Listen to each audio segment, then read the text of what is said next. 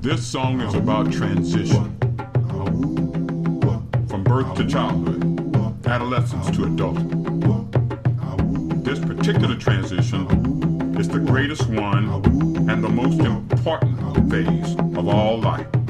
In fact, it's where all life is directed.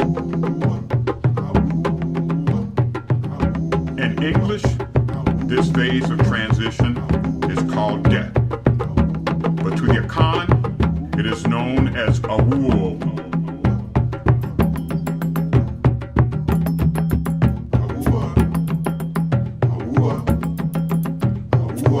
Awuo is the spiritual state of all living. It is the condition that drives all of life.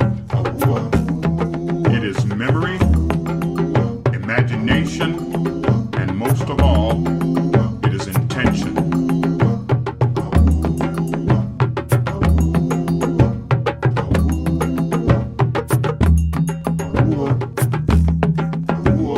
All of creation, all of existence, brings from the depths of awuo, and it is the state we all must return to.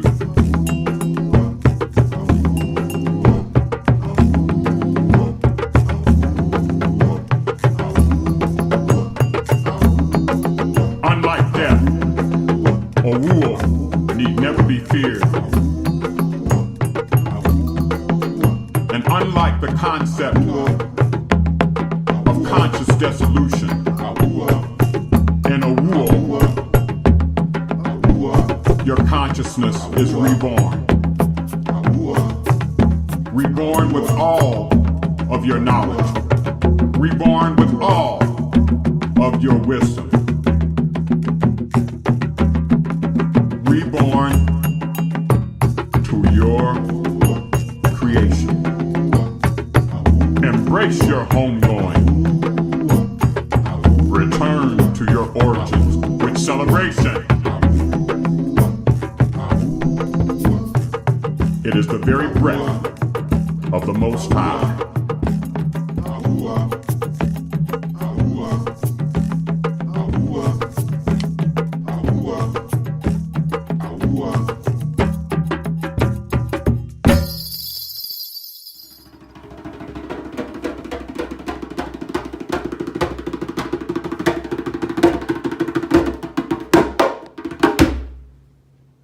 Hey everybody, T.U.N time. Trivalent understanding noetics.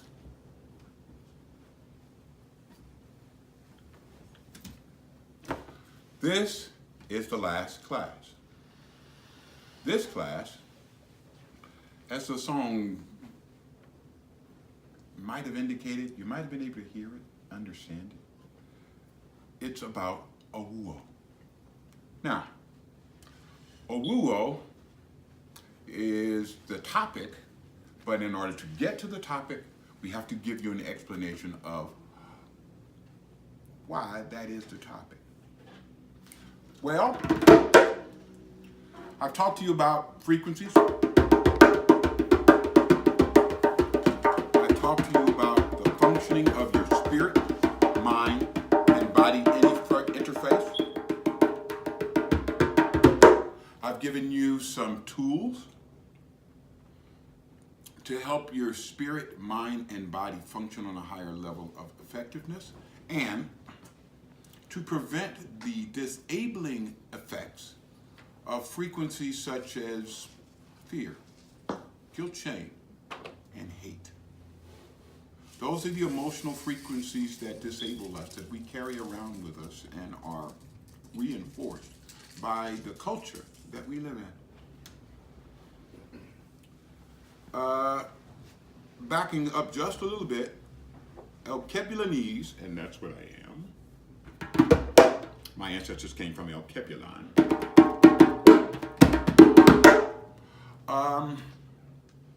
We live in two cultures. And we have always done that since ever we were brought from El Kebulan here.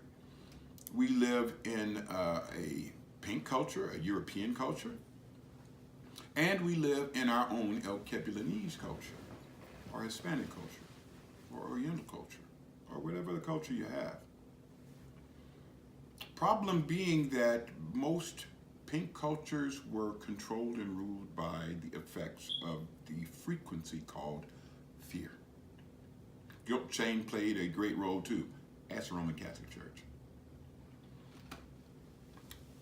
But these disabling frequencies were something that functioned to allow control of humanity because they brought you to a state in which you were looking, searching, grasping for things to stop you from feeling these disabling emotions, specifically hate, guilt, shame, and again, the biggie, fear. Fear of what? Fear of your friends, fear of your family, fear of your neighbors, fear of those who don't look like you, who don't worship like you, who don't talk like you, who any difference. Fear. This fear was engendered because these were the things that were somewhat naturally, at least, evidenced. Because people are different. People are individuals. They're not separated dualities. And that duality is always going to be there. So there's always going to be something different. That's called being human. When you let the very fact of your humanity be the cause of fear, that's evil. That isn't ignorant, which means not understanding. That's not stupid, which means I don't want to understand. That's evil. I understand. I just don't want to do what's right. I don't want to do what's good. I don't want to do what's human. I would rather do something else. Now, as mentioned in prior classes, 2,500 years ago, those effects started to be not just evidenced, but spread throughout the world. Now, the prior 247,500,000 years, mankind was ruled by a different ethos. And that ethos was very, very ideally symbolized by a principle that the Tibetans used called Ma'at. M-A-A-T.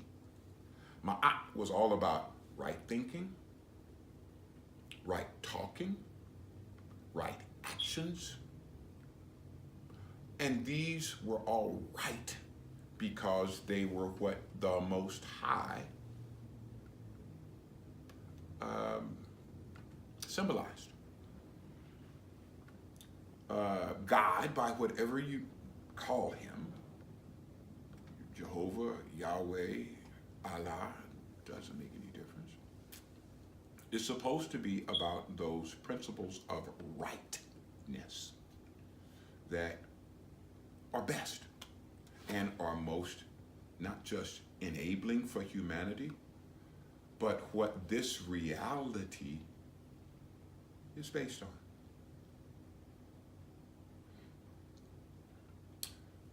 This reality means this planet, this solar system, everything on it, and everything in this reality that we can see, feel, touch, taste, smell, anything.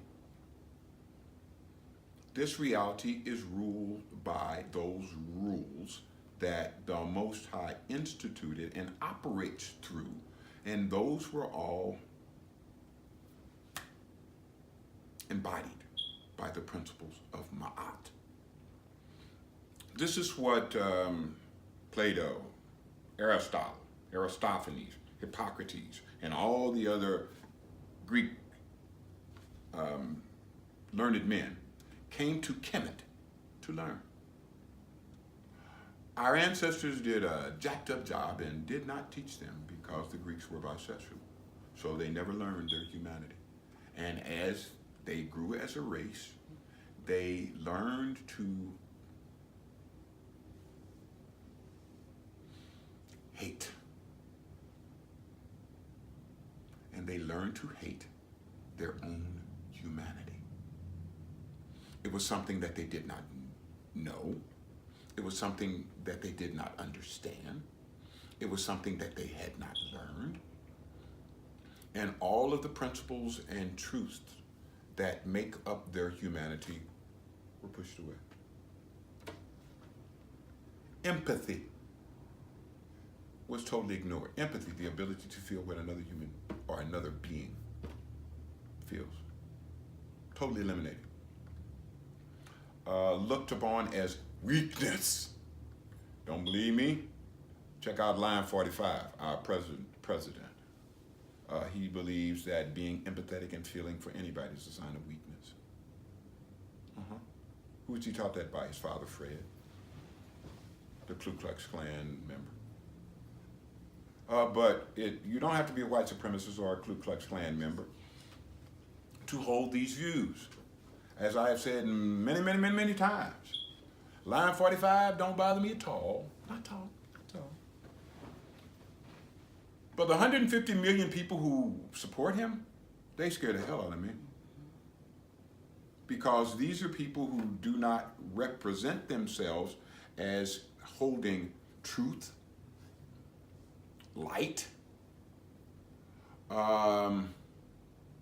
good, facts, science, or any of these other things that were ma'at principles in action as being worthwhile.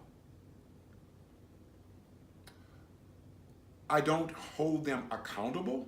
I just am scared the hell out of them because I know reason, logic, and all those other things that I operate my life by, they don't give a damn about. I was not surprised, therefore, at all, about a month and a half ago, when suddenly out of our present White House came all of these things that said, truth ain't truth. Facts ain't facts. We don't believe science. Surprised? Thank you, no. This is what I have always known, I have always understood, and through the anthropological history of peoples of this planet, I kind of recognize why and how they felt like that. Because they didn't want to understand that they just came up a couple of thousand years ago on this planet to control anything. They don't want to understand that.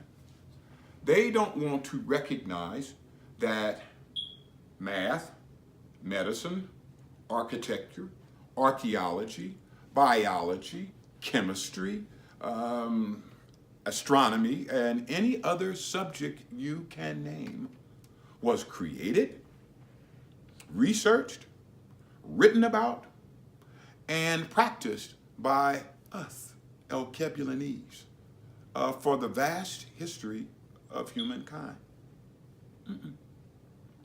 All these things that they were ignorant of, they said they invented. Really? Okay. I'm not going to accept that. But they do. They do.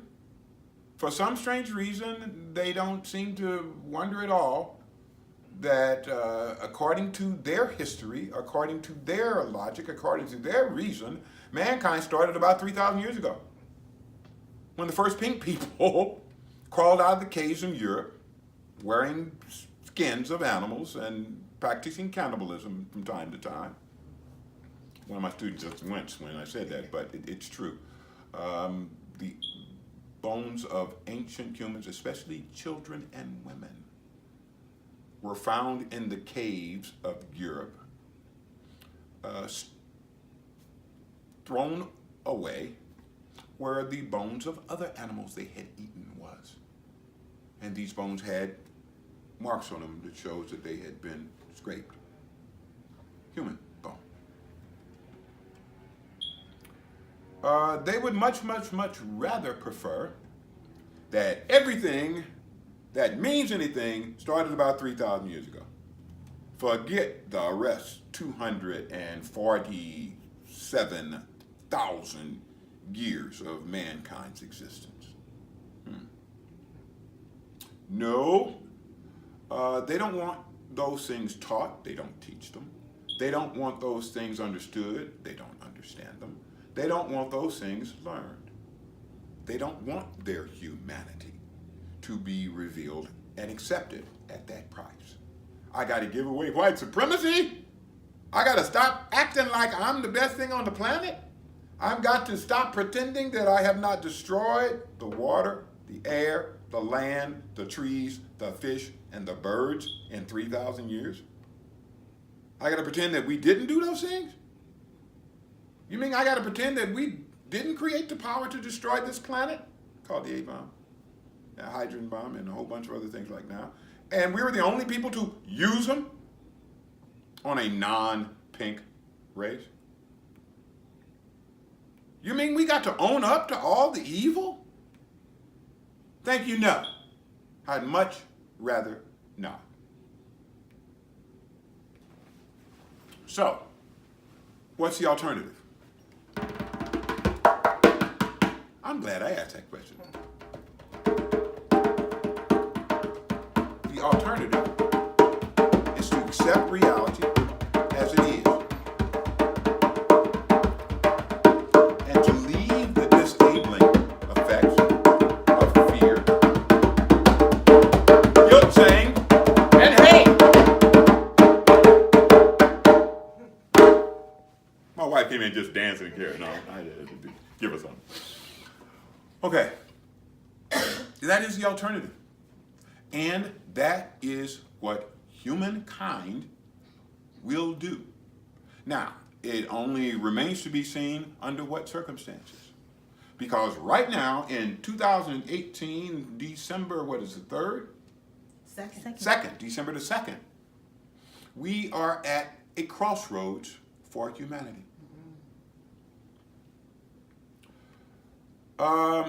Pink people recognize this.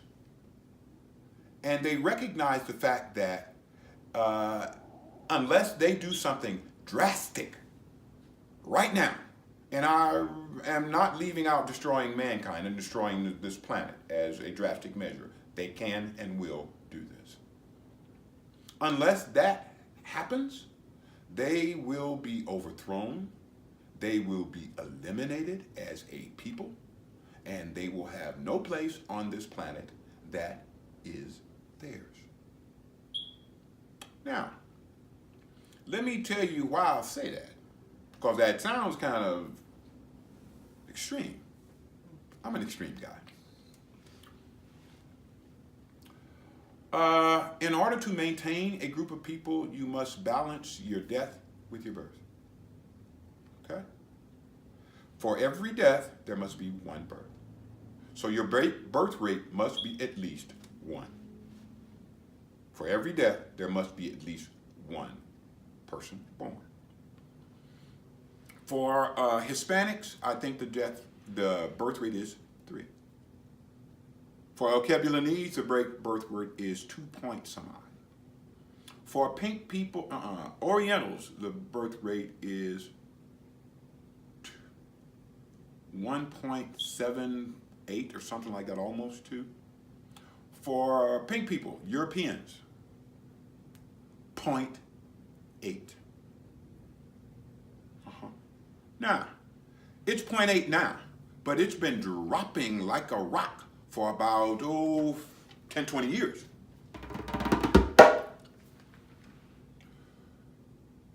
That's point number 1. Point number 2.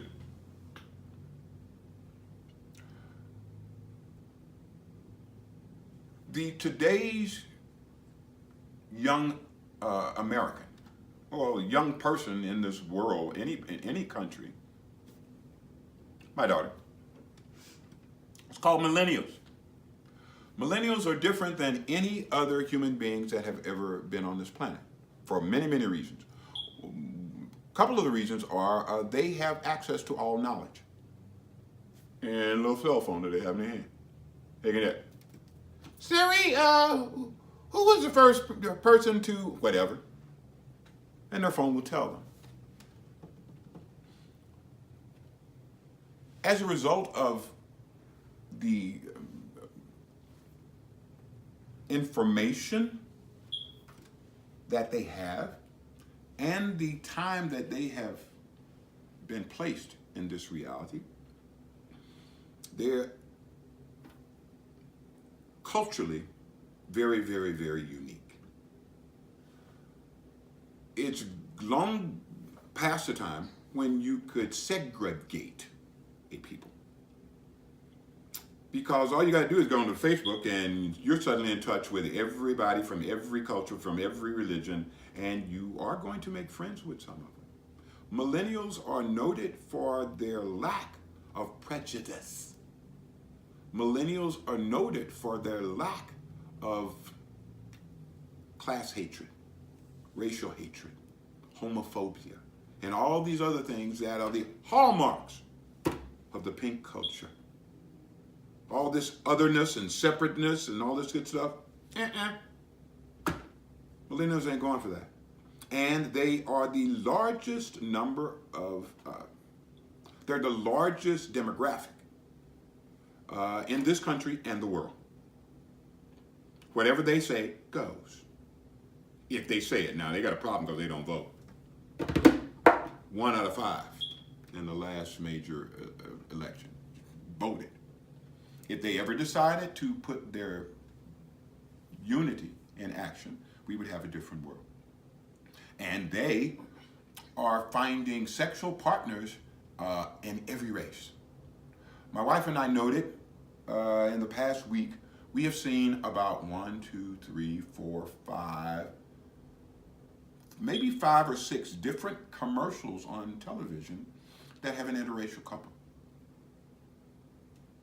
Husband or wife is either a Kebulanese or something like that, and their mate is generally pink. This is what millennials are doing.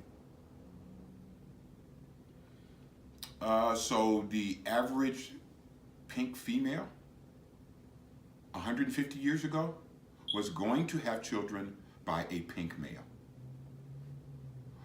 50 years ago, that started to change.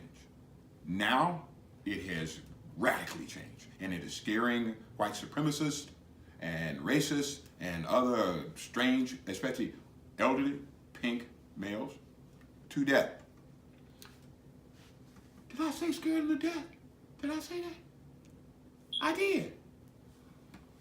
That's another one of the reasons. My wife and I also watched a video called Who's Killing the White Men? The answer was white men.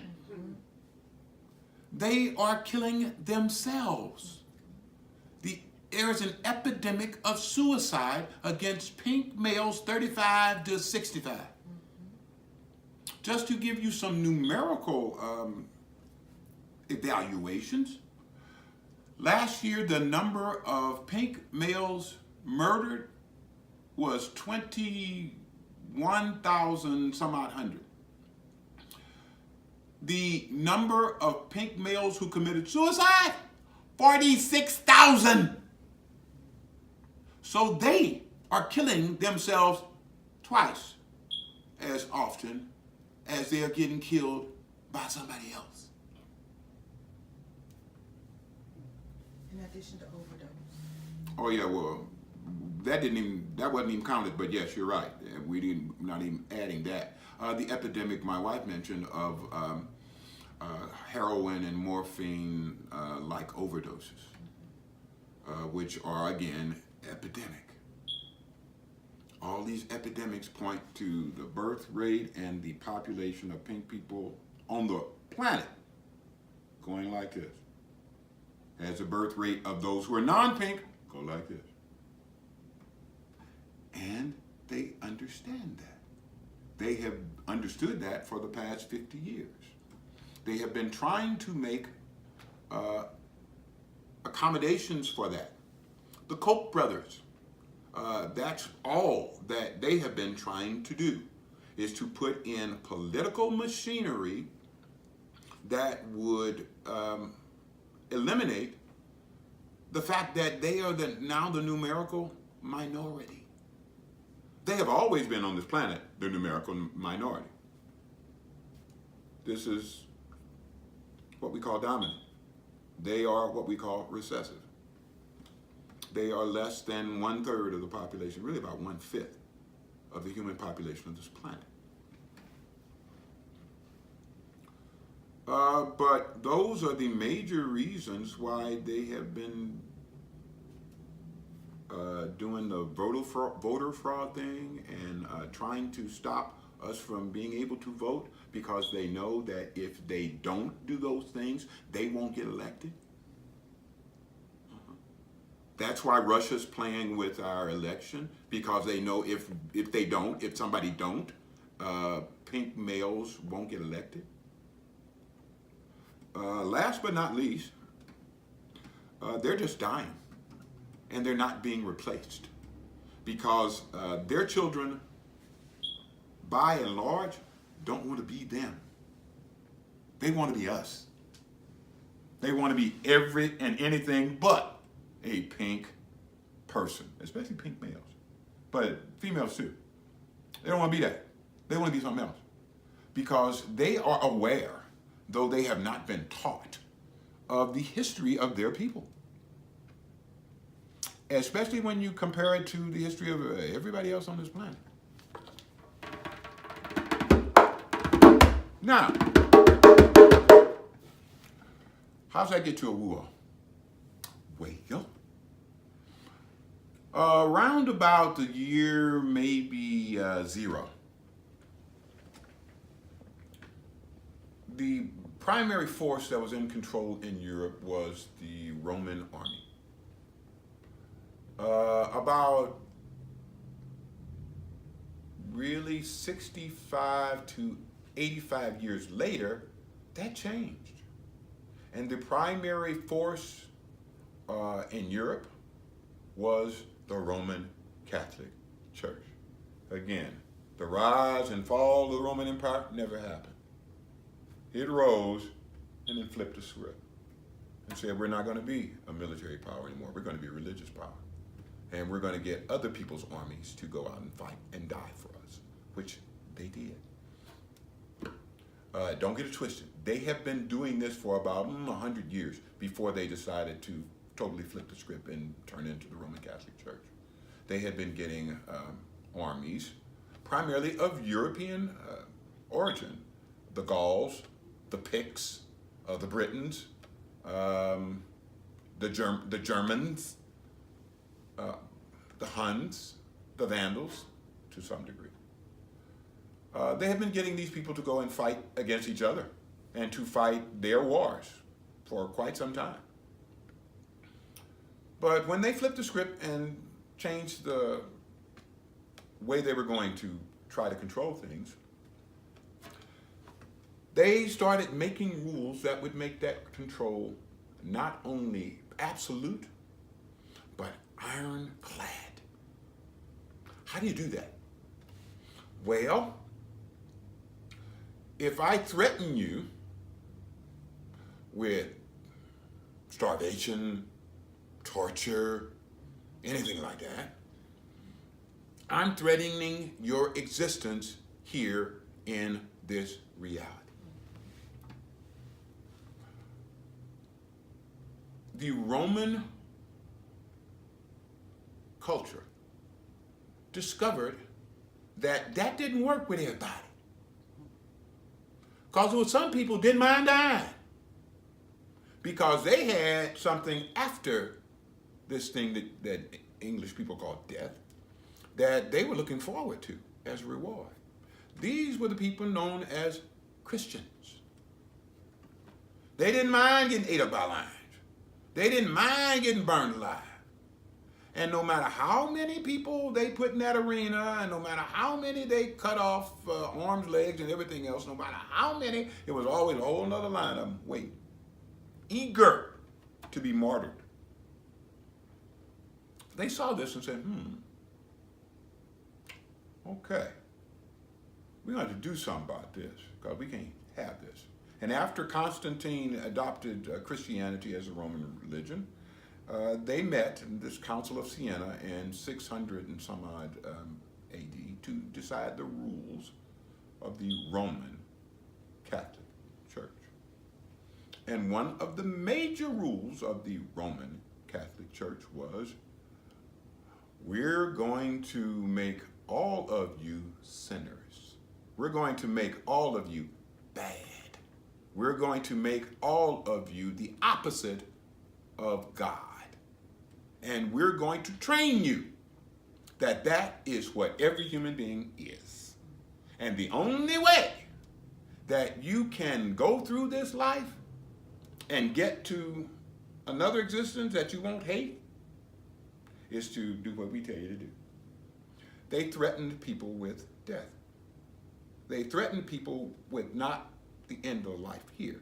They threatened people with what's going to happen after you die. They made many, many, many types of threats, and then they always provided you with a way to get beyond the threat. You just had to pay a little bit. They got so bad that instead of taking money from you when you did something wrong, they would take money from you before you did something wrong. So when you did something wrong, you were already covered. These were called indulgences. And this is why Martin Luther started the Protestant movement. Those 50 some odd theses that he wrote on the parchment and hammered to the door of the church in Austria, most of them were about the indulgences that the Catholic Church had been using to get people to pay them more money. Now, excuse me. My mother's father was a bishop. All of my mother's brothers, except one, was a preacher. My father's father was a preacher. My brother is an imam. He's Islamic. I'm telling you all of that because all my life I have been steeped in religion. Primarily Baptist religion. Correct me if I'm wrong. God said, first thing he said, according to Moses, I am the Lord thy God, I am a jealous God, you shall have no other God before me. Didn't he say that? Isn't that the first commandment? What do Roman Catholics say? Who do they worship? God? Is that what they pray? Holy Mary, Mother of God. Excuse me, didn't I just tell you not to have nobody before him? So the first thing you do is to train everybody in your religion to do exactly the opposite of what God said do. Imagine that. Now, back in the day, they had a guy named Yeshua ben Yosef. Europeans, ignorant people as they are, called him Jesus Christ. There was nobody born in Bethlehem whose name was Jesus. Again, truth ain't truth, facts ain't facts. Just built up a lie. The only people in Bethlehem, Jerusalem, and all of the Middle East that were Europeans were Greeks and Romans. Everybody else was Alkebulanese. That's why the Hebrew, who later became the Hebrew, spent all those hundreds of years in a place called Kemet, right in Alkebulan. This is why Moses was taken as a son of the Pharaoh. The Pharaohs and everybody else was Alkebulanese, and that's why he could pass. That is why when Yeshua was born,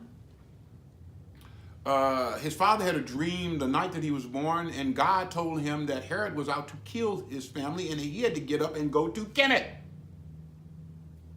That way he would be safe. Now, that was one of the things that you do to somebody who can pass as a Kemetan. He was not pink.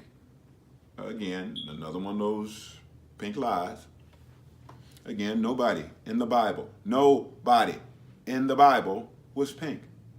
They were all El Kebulanese. The only pink people were the Romans and the Greeks, period. They were the only Europeans. Everybody else had pigment. Everybody else had dark skin. Everybody else had, just like the Bible said, hair like a lamb's wool. But the Roman Catholic Church could not publish that and get people to worship it, especially since the primary people that they were trying to get to go along with this were Europeans. Nope, they had to flip the script again. And this guy, Yeshua, that I was bringing up, he said some kind of really interesting things about the kingdom of heaven and being good and ma'at, because where did he grow up again? Kemet. Yeah, he learned ma'at. He said, it's harder for a rich man to get to heaven than send a camel through the eye of a needle. He said that you could worship God and you could worship Caesar. You can't do both. Let me ask you, what's the richest organization on the planet Earth? Roman Catholic Church. Who owns the most property on the Roman Catholic Church? Who's the richest organization? Roman Catholic Church. Huh. And they're trying to get to heaven. No, not really. They don't want you to go there either. And one of the tools, one of the primary tools that they're using to coerce people into following their rules is fear. Guilt, shame is big too, but primary, fear. I talked to you earlier about this thing called the Inquisition, because females wasn't scared enough. We need to put the fear of God in these people. So we're going to torture them and burn them a bunch alive and so forth and so on. And yeah, after a few 100,000 people like that, a few 100,000 women were tortured and burned alive like that. Yeah, they had females back into control and they were back to being property. But this fear was widespread, and this fear was imported from Europe to America, from Europe to South America, from Europe to Australia, from Europe to the Caribbean, from Europe everywhere. And this was all basemented by this fear of what's going to happen when you leave this world. Now, everybody out there listening, everybody out there watching, I want you to do me a favor right now. I'm going to give you some time to do it.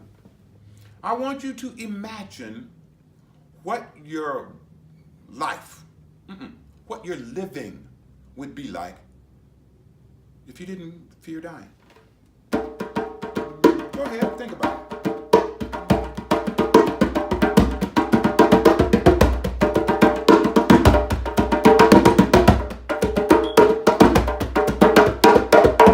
Okay, that's it. You thought about it? If you never feared dying, if dying was not something that was painful, remorse-filled, frightening, how would you live your life different? Well, let me give you a couple of insights. I died. Got blown up by a rocket-propelled grenade. Still got the wounds in my leg and back. Some shrapnel there too. John Kalama! I love you, boy. He's a crazy Hawaiian who was one of my ace boom coons. He actually shot a corpsman in the leg and made him take me out of the body bag that they had put me in when I died and resuscitated me. I did not remember what happened when I died until about 2 months later when I was in Camp Zama in Japan doing R&R. It was at that time that I remembered dying. And just like everybody who died, I remembered the exact same thing. Going upward or going through this tunnel. Light, real bright at the other end. And this light getting bigger and bigger and bigger and bigger until it's all around you. You are in the light. When I got there, they told me that I wasn't supposed to be there. Now, hold on, let me back up a little bit. When you get into light, you feel peace, wholeness, strength, love, gratitude, appreciation, and every good emotion you have ever thought about. About 10 times more than you've ever felt in your life. Now, this is not just my testimony. There are thousands of individuals who have gone through the exact same processes, and they come back with the exact same story. And it doesn't matter what religion they are, it doesn't matter what nationality they are, it doesn't matter what their sexual orientation is, it doesn't matter anything. All human beings, I think all beings. Your dog, your cat, that tree, the plant over here, all things leave this reality and go to the one that the T.U.N called Awuo. So I'm there, bathed in all this beauty and serenity and peace, and they're telling me, you're not supposed to be here. You got to go back because you said that you were going to do yada, yada, yada, yada, yada, yada, and yada, and your job is so forth and so forth and so on. That's what I'm doing now. They explained all this stuff to me, and I told them, go to hell. Go straight to hell. Do not pass go. Do not collect $200. I ain't leaving. You know what it's like down there? Do you understand what? It don't make no difference. Now, I'm explaining all this stuff as I'm leaving. And I'm feeling myself leaving the light.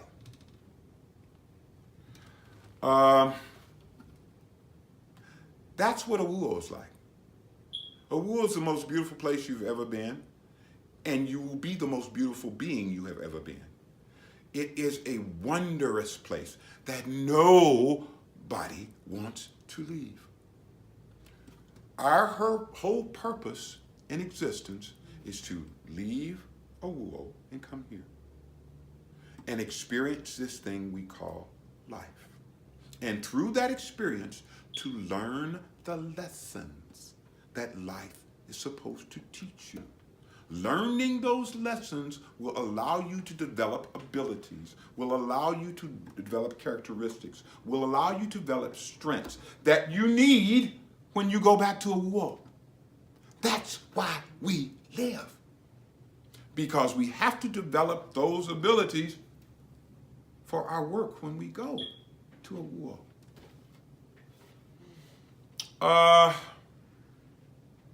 This is our purpose in being. This is why human beings and cats and dogs and blue whales and salmon and everything that is alive exist. To learn the lessons that life gives you and to gather those strengths that are needed in Awuo. Now, once you leave here and you're in Awuo and everything is bright and everything feels good and you are just so enabled, you're given a job. Yeah, you're getting a job. Yeah, you got work to do. You got work to do. Okay. I got a job, baby. Got work to do. Okay. I'm gonna leave that. Actually, what is it? Cincinnati Boys. Who's that? Isley. Isley. Okay. Once you leave here, you go to Awuo and you have a job to do. Once you get there, Your body stays here. You don't have to worry about that. You can make something that acts like a body, that looks like a body. You can do anything you can imagine there. That is why your ability to use your spirit here, especially in imagining things, is so crucial to the experience of living. This is one of the things pink people never learned because our ancestors never taught them. Your ability to talk goes away. But that's over a long, long period. Now, time there is not time here. You don't measure it in hours and seconds or nothing like that. And it moves differently. But there, you deal in symbols. You deal in pictures. I told people who lost loved ones, you ever want to communicate with them? Visualize them. And then think images. Think pictures to them. They will think pictures and emotions back to you. You can also think emotions. This works every time. This is what communication between these realities is about. But in order to do that, you got to, number one, understand that you can do that. And number two, at least to some degree, be given some instruction as to how to do that. Every one of my ancestors, for generations that I cannot even remember, I communicate with daily. Daily. Every day, I communicate with my mother, my father, my grandfather, most of my uncles, my father's father, who I never met and never saw pictures of, my father's mother, who I did see pictures of and never met, my father's grandfather, and some people that I recognize but do not know who the hell they are. Now, I told everybody who would listen to me that I'm strange. Always have been, always will be. One of my strangenesses is I've always done that. And I thought everybody did that until I was about 12 years old. I thought everybody saw the world like I see the world. No. I thought everybody saw other realities like I see other realities. And as a child, I was about 8, I think, when I first started visualizing other realities right here. I could close my eyes and there is a color. I focus on that color and outlines of images, beings, started to be noticeable. I focused on those outlines and I started seeing details. The first time I did that, there was a young something.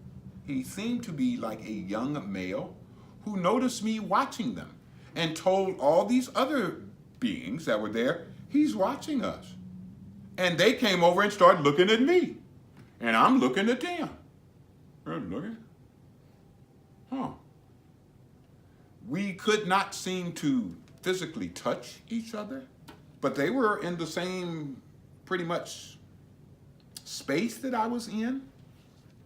They were just out of sync with where I was, or I was out of sync with where they were. Again, I thought everybody lived that life until I was 12 years old. So when I did eventually die and go to a Wuo, it wasn't too much like nothing to me. I've been kind of traveling to different realities and dimensions most of my life. Coming back here, and again, it took me about 3 months or there roundabout to actually remember and recall all of the things that happened. But coming back here, I understood what I was supposed to do. What they had told me I was supposed to do, why I came here, what my purpose was, and the fact that I couldn't stay dead. I understood. And I've been telling everybody that I've met since then, and this is like 68. And ever since then, I've been telling everybody who knows me, I'm here to change mankind. That's my purpose. I'm here to change human beings. I'm here to give them the next stage of their evolutionary development. Very much like my El Kepulanese ancestors, except that I'm here to give them to pink people. That's who I'm here for. I ain't here for y'all. I'm here for pink people. They're the ones who need it, and they're the ones that I have come here for. Everybody else, y'all just a blessing. Y'all are just a blessing. And I mean that sincerely from the bottom of my spirit. Owuwo. Going there should be the easiest thing you have ever done. You were born to die. You were brought into this reality to experience it and leave.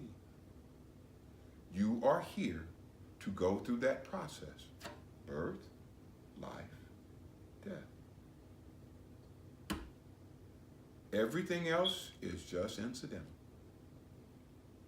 Like they say in football and sometimes in basketball, incidental contact. Now, it wasn't incidental contact when Maurice Lucas broke my damn zygoma back when we were playing basketball for the Spirits of St. Louis.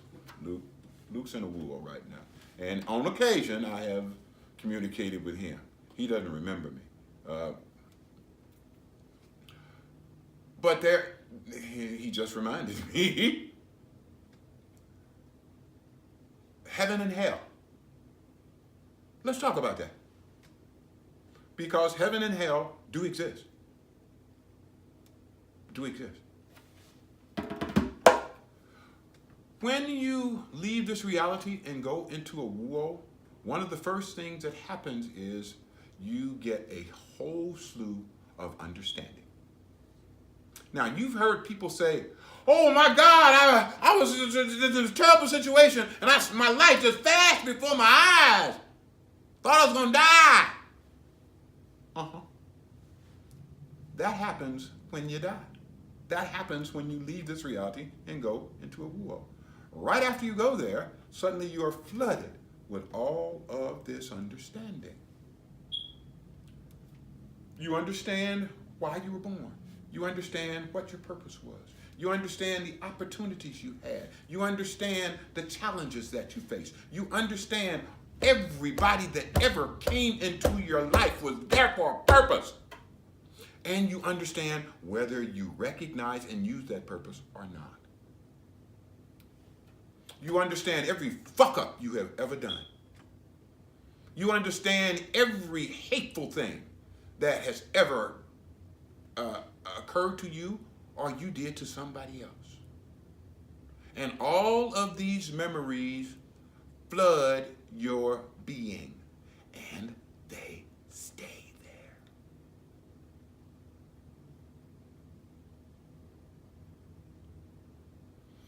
If you've led a life of obedience to the principles of Ma'at and to right thinking, right speaking, right actions, and all those things that the Most High promotes, flooding your being with the understanding that you have done that makes you feel so damn good. Wow, you are a success. You did what you were promised to do. And all of the ancestors and the Most High greet you with love and appreciation. That's heaven. If you have not, all of that floods your being. And it stays there. And while many of your ancestors will come and try to greet you and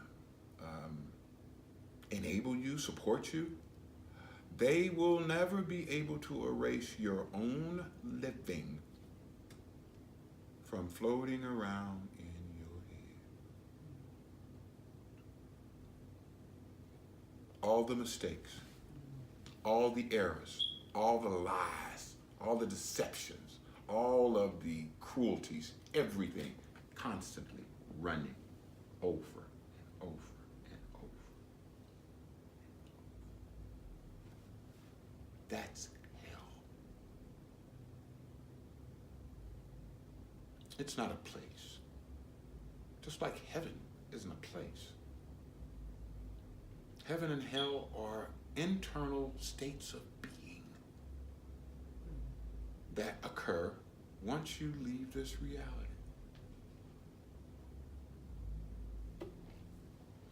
Now, this has been said lots and lots and lots and lots and lots and lots of time by lots and lots and lots and lots of people. Men and women have been telling humanity what I'm telling you right now since, about forever. But in the present situation, the present civilization, and the present culture, those things have been denigrated. Those things have been ignored. Those things have not been appreciated. And those things have not been accepted by the most ignorant people on the planet, pink people. And again, I'm not saying that with distaste, it's the truth. And in order to understand who you are, you must accept who you are. Fighting truth means that you're trying to live a lie. Fighting reality means that you will not accept facts. You go, y'all. There was absolutely nobody over there, and that just happens, but that happens in my house. Yes. Spirits are constantly moving things and making their presence known. Right, Yeah, that happens all the time. My job is to be obedient and to do those things that the Most High tells me. This is the first class in the Trivalent Understanding. 9 weeks long. It is followed by the advanced class. This is the beginning class. This is just to tell you what the hell is going on. Beginning course. Mm-hmm. Right. Beginner's course. There's another course, again, the same length of time, that's called the advanced course. And after that, there is the educator course. This is to get you aware of the living that you could be doing, of the life you could have. And right about now, my job in doing that is over. But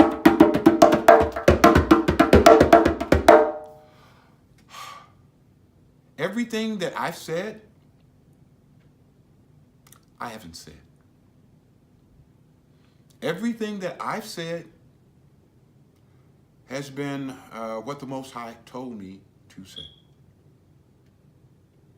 And when I'm telling you anything I'm telling you that because the Most High told me to say it. Again, my job is to be obedient and to get me the hell out the way. I will fuck up a ham sandwich. I do my best when I move me out the way, you go over in the corner someplace, and I am obedient to the Most High. So, in closing, we will always give you peace. Proper education always corrects error. And we will tell you again, it ain't me talking, it's the Lord calling.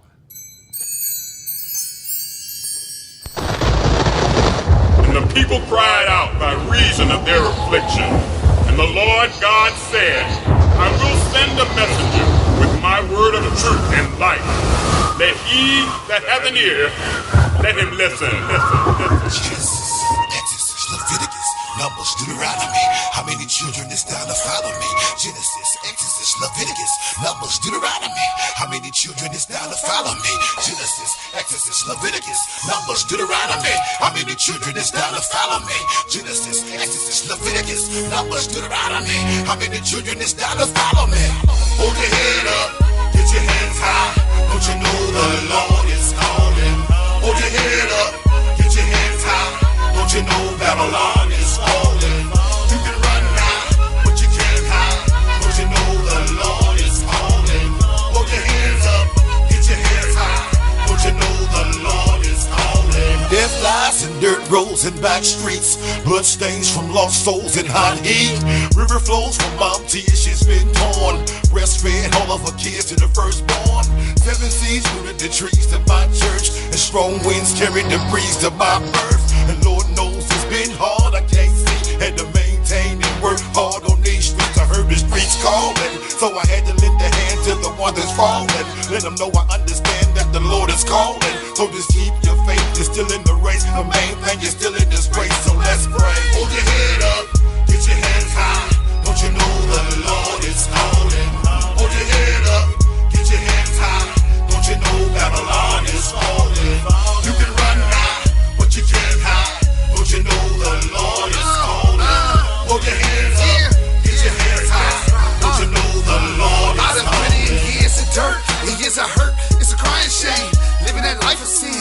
Just slander my name in the eyes of the Lord, who showed me love, who helped me survive in this world, and blessed me with my first son. Somehow I took the wrong path, and life was Satan, and now I have no idea of what I'll be facing when it's time to re-up for what I did. Been doing the devil's bidding since I was a kid, and now I'm looking for a way out, because I'm finally realizing that killing my kind is played out. You had me hyped, you had me schooled, you had me thinking I was on top of the world. Really, I was just that fool. You had me turn my back on my master. You promised me everlasting, and for that you's a dirty bastard. The longer can you fill my mind with lies and deceit? Cause right now I'm at peace, it's time to release my soul. Hold your head up, get your hands high. Don't you know the Lord is calling? Hold your head up, get your hands high. Don't you know Babylon is falling? You can run now, but you can't hide. Don't you know the Lord is calling? Hold your hands up, get your hands high. Don't you know the Lord is calling? Just take a look around on these ghetto streets. Prepare your soul, cause the beast already been released. In full control, every feast on like ghetto peeps. The young and old, death is dead on the land we sleep. The world is cold, I hit my knees and begin to pray. And please, Lord, give me the strength to make it through the day. And have mercy on me, help me see the light. So I can one day too dwell in eternal life. And hold my hand, oh Lord, lead me through the storm. Cause hell been on my trail since my life was born. And we've been cursed since birth, back when you lost your son. And against all odds, let your will be done. Cause I believe in you. Hold your head up, get your hands high. Don't you know the Lord is calling? Hold your head up, get your hands high. Don't you know Babylon is falling? You can run now, but you can't hide. Don't you know the Lord is calling? Hold your hands up, get your hands high. Don't you know the Lord is calling? Numbers, Deuteronomy. How many children is down to follow me? Genesis, Exodus, Leviticus. Numbers, Deuteronomy. How many children is down to follow me? Genesis, Exodus, Leviticus. Numbers, Deuteronomy. How many children is down to follow me?